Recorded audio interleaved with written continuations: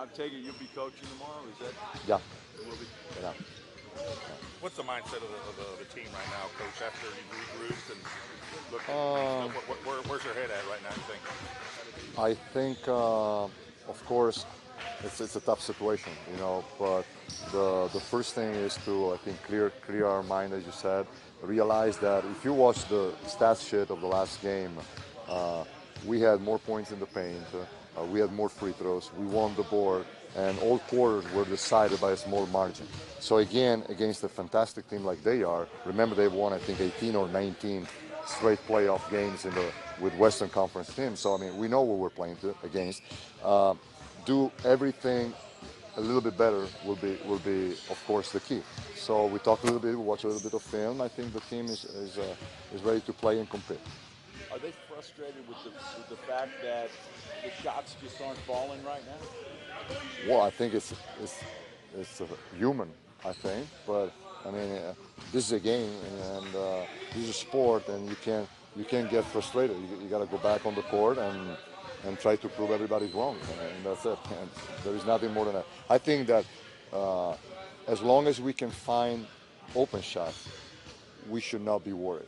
The problem is that when we pass a shot because we are hesitant, that should never happen, and I'm confident that will not happen. What do you remember about Manu Ginobili the first time you coached him way back in the day? Well, first time was at practice, and we at that time we had a pretty good team that ended up being a EuroLeague champion team. So the teammates were very good, and the guy in practice was running and dunking, and we honestly thought that we had something special, really, really. Not only for that, but because he came in with such a humble attitude, and we all felt overexcited because we knew we had something special. And funny story, I like to share this with you. At that time, Manu came to be the backup to the legendary Sasha Danilovic. Okay, so we were all thinking, how can we have this guy on the bench? I mean, he should play. And what happened was that at the end of training camp, Sasha decided to retire, even if he was only 30 years old. But he had a lot of nagging injuries. He had won everything in his life. I think it was great on his part to think I cannot be what I used to be, so I want to quit. And that opened the opportunity to Manu to be a starter. And he was really unbelievable, really unbelievable. And what do you think after all these years, almost 20, watching Manu at this point and coaching him in a playoff game with the Spurs?